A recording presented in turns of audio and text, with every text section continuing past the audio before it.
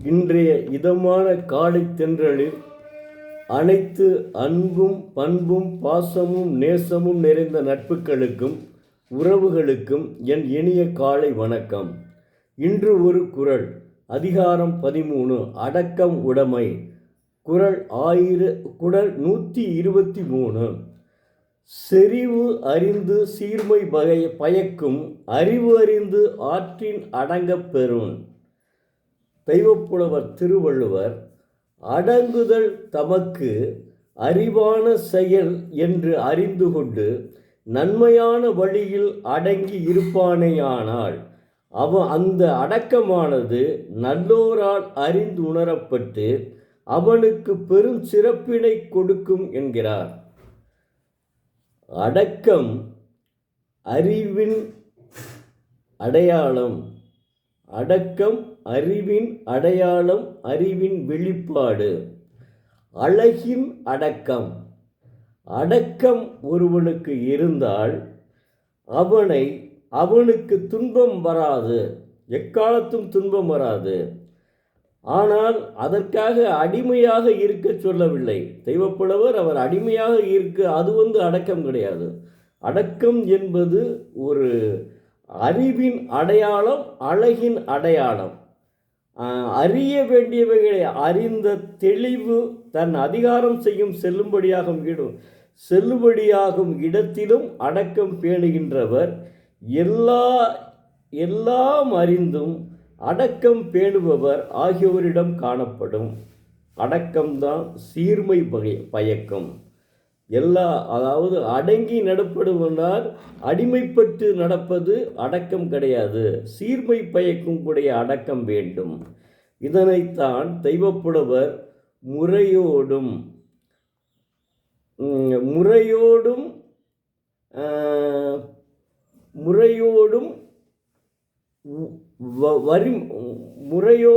கூடிய அடக்கம் என்கிறார்.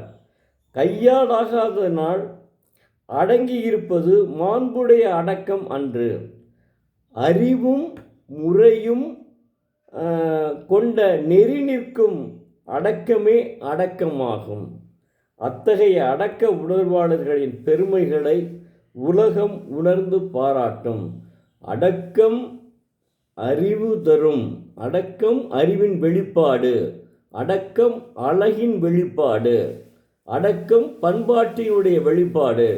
எனவே நாம் அடக்கம் என்பது நீங்கள் துன்பம், அதாவது ஒருவரிடம்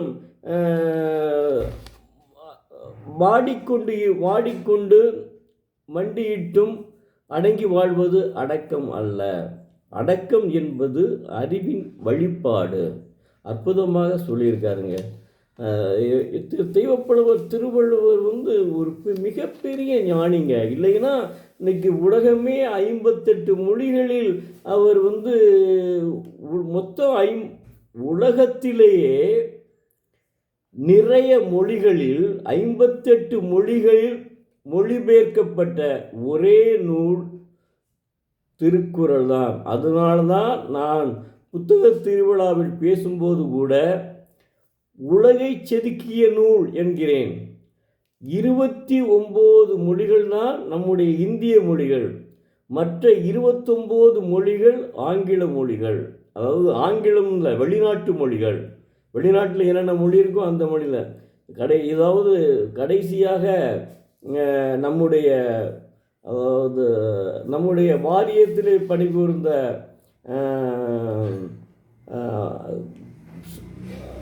ஒரு மேலாண்மை இயக்குனர் அவர்கள் சுகாதாரத்துறை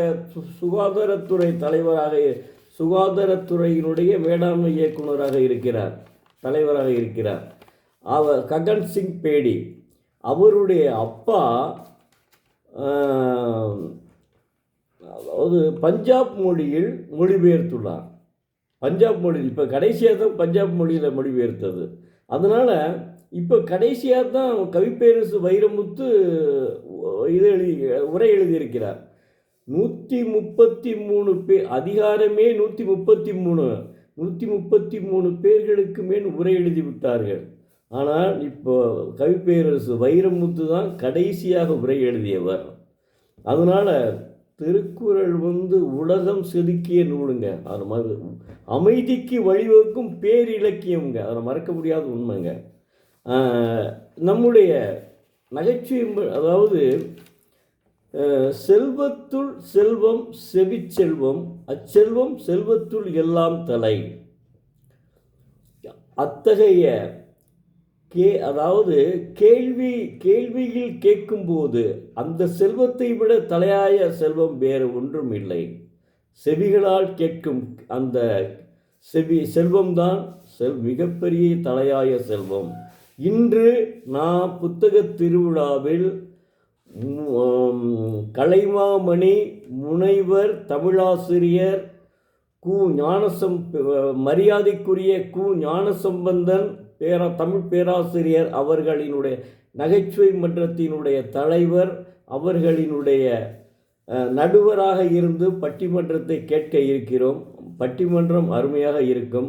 நகைச்சுவை மன்ற நண்பர்கள் அனைவரும் கலந்து கொள்ளுமாறு அன்புடன் வேண்டிக் கொள்கிறேன். ஏன் நம்முடைய தலைவர்களுடைய பேச்சை நாம் கேட்டுக்கொண்டே இருக்கிறோம்.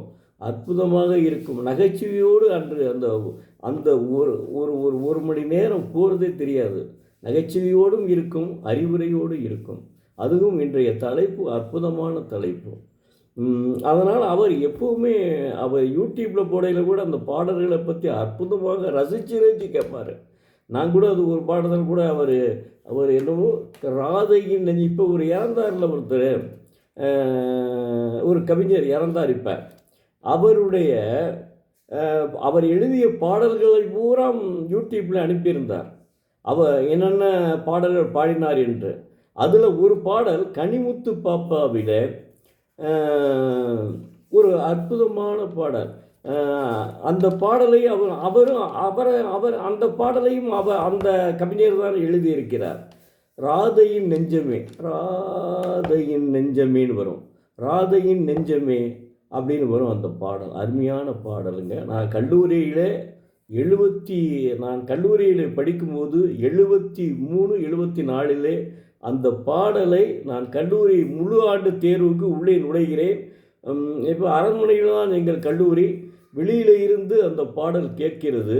உடனே என்ன செஞ்சேன்னா அங்கே நின்றுட்டேன். உள்ளே பெல் அடிச்சிருச்சு. நின்றுட்டு அப்புறம் போய் நான் அந்த கேட்டு முடித்த உடனே நான் அந்த கனிமுத்து பாப்பாவோட ஜெயான்னு நடிச்சிருப்பாங்க அவங்க. அந்த அவ்வளோ அற்புதமான பாடல் ராதையின் நெஞ்சமேன்னு சொல்லிட்டு அதை கேட்டு முடித்த உடன் தான் நான் இதுக்கே சென்றேன். கல்லூரி உள்ளே முதல் பெல் அடிச்சிருச்சு, பேப்பர் கொடுத்தாச்சு. நான் போய் மறுபடியும் பேப்பர் வாங்கிட்டு அப்புறம் எழுதினேன். ஆனால் அந்த தேர்வு அற்புதமாக எழுதினேன். ஏன்னா காலையில் அருமையான பாட்டை கேட்டுட்டு போனேன்ல. ஏதாவது இசை எல்லாத்தையும் மயக்குங்க. அதனால் இவர் பாட்டுக்கு மயங்கியவர். அதனால் ரொம்ப நல்லாயிருக்கும். இன்றைக்கி எல்லோரும் வந்துருங்க. நன்றி, வணக்கம். நாளை மீண்டும் பார்ப்போம்.